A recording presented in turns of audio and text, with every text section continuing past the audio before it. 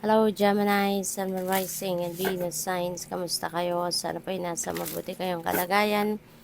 Welcome back po sa Star Tarot. At kung bago kayo rito, welcome din po kayo. Please subscribe, like, share my videos, and leave me a comment kung naka-resonate kayo. Thank you. So, ay, nalaglag pa sa bigla ko.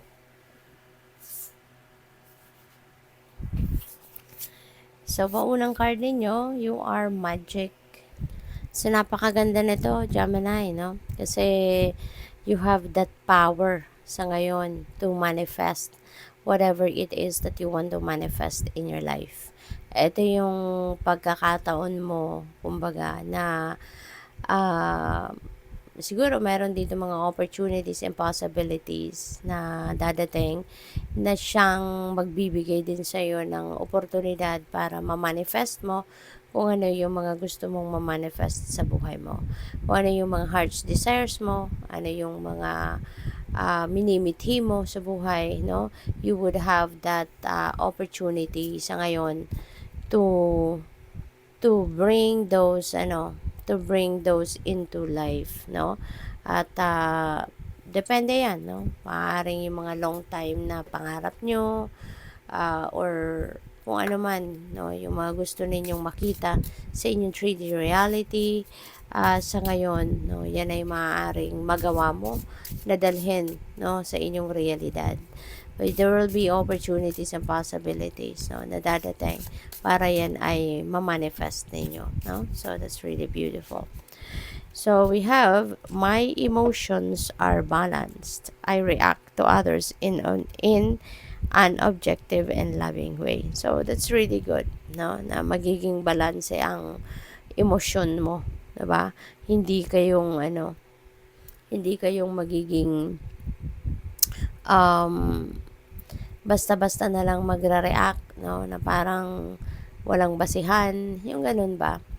I understand the underlying causes of challenges in relationship, balance the mind and emotions, good connections with supportive friends and family. Ayan. So, parang in a way, no, you will be emotionally matured na sa ngayon. And maybe that's what you're going to manifest as well, na mas magiging maganda ngayon yung takbo ng iyong mga relasyon, then anumang klaseng relationship yan, whether that is romantic or friendship, kasi mas maaano mo na mas naiintindihan mo na ang person mo. Mas naiintindihan mo yung mga kaibigan mo sa ngayon. Kasi ano ka na, mas magaling ka na ngayon na magdala ng iba't ibang klaseng sitwasyon sa buhay, whether it is problem or whether it is happiness or joyful na pakiramdam. Alam mo na kung paano ito i-manage, alam mo kung saan mo ilulugar yung sarili mo, yung mga ganun ba. Kaya there will be yung parang magiging mas maganda na, mas magiging excuse me, mas magiging successful na ngayon ang inyong mga magiging relasyon. So that's good. So tignan natin kung ano ba. And by the way, Gemini, I would like to say hi and shout out po, no, sa ating beloved channel member na si At Alexander Ralba 3777. Maraming salamat po for your support sa aking channel. And also maraming salamat, no, for sharing your blessings with me by sending me super thanks, no. Maraming salamat po. So we have justice, Gemini, finally, no, mababalanse mo na talaga ang lahat sa buhay mo. Hindi lang yung emotions, hindi lang yung mental aspect ninyo and ang mga nararamdaman ninyo yung mababalanse, kundi an other areas of life as well. Magkakaroon na rin ng balanse yan at mas magiging maganda na, mas magiging maayos na, and mas magiging mas magiging kalmado ka na sa ngayon, kasi things are going to be back in order. At justice will be served as well, no? Baka hindi mo pa inaasahan ito, no, na makukuha mo na kung ano yung deserve mo, kung anong pinaglalaban mo, but yeah, maaring makuha mo na yan sa ngayon, no? Kaya you're gonna have that ano din, mas magiging masaya ka na din sa ngayon. Kasi kumbaga matitinikan, ang tawag dito, mabubunutan ka na ng tinik sa dibdib. And also, maybe around this time, magiging maganda rin talaga, no? Magiging masaya, you will be joyful and happy kasi meron ka mga accomplishments, no? Maaaring magiging doble, 'di ba? Yung kasiyahan mo rito because maybe you were not expecting, no, na yung success na to makakamit mo around this time. Baka mas maaga, no, mangyayari na mas maaga ito doon sa ine-expect mo na time frame, 'di ba?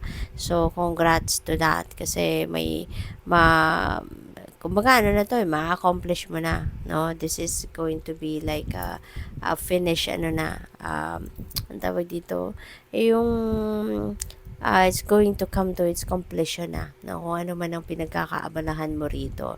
So, congratulations. At saka, for sure, no? Since meron kang mga accomplishments or achievements, for sure, meron mga bagong opportunities na dadating sa iyo dito that will be offered to you as well, no? Kaya, for sure, meron ka na namang mas magiging excited ka na naman na magsimula, no, ng bagong ganap sa buhay because of the new opportunities that may come in. And with the Page of Cups as well, there could be an offer para sa iyo. Ayan, so may cup na binibigay sa iyo. So there could be an offer dito na pwedeng pagkapirahan mo. Pwedeng opportunity ito na related sa baka bagong money path, no? Bagong career path, trabaho, business opportunity, no? Na talagang maaaring ikakatuwa mo to ng bonggang-bongga. No? This could be something na magiging excited ka, no? Something that you will be excited about. Kaya congratulations sa iyo. We also have 10 of Swords. 10 of Swords naman, this is a painful ending, no? Magkakaroon kayo rito ng pagmumove on na sa buhay. Mas marirealize mo na siguro sa ngayon na tama na, no? Enough is enough. Tama na yung sama ng loob na ina-harbor mo sa sarili mo at tama na yung pagtitiis ninyo, 'di ba? Sa tagal siguro ng panahon na to, no? Kasi nangyari na to in the past, no? Pero kung ano mang klaseng panloloko ang ginawa sa inyo ng kung sino man, matagal mong hinarbor, no? Yung resentments, yung pagsisisi, galit, halo-halo na, mixed emotions, no? Kaya ngayon, parang magigising ka na sa katotohanan na parang, teka lang, hindi ako umuusad sa buhay kasi maaaring ito yung pumipigil sa akin. Kasi baka kayo ay may galit pa, kayo ay, alam mo yun, naguguluhan pa rin. Ngayon, you are going to decide na, teka lang, parang gusto ko nang ayusin ang buhay ko. 'Di ba? Ako na nga itong nasaktan, ako na tong niloko, ako na tong trinidor, 'di ba? Tapos ako pa rin yung nahihirapan, 'di ba? Kaya siguro magkakaroon din ngayon ng enlightenment, no? At kayo ay magde-decision na mag-move forward na sa buhay.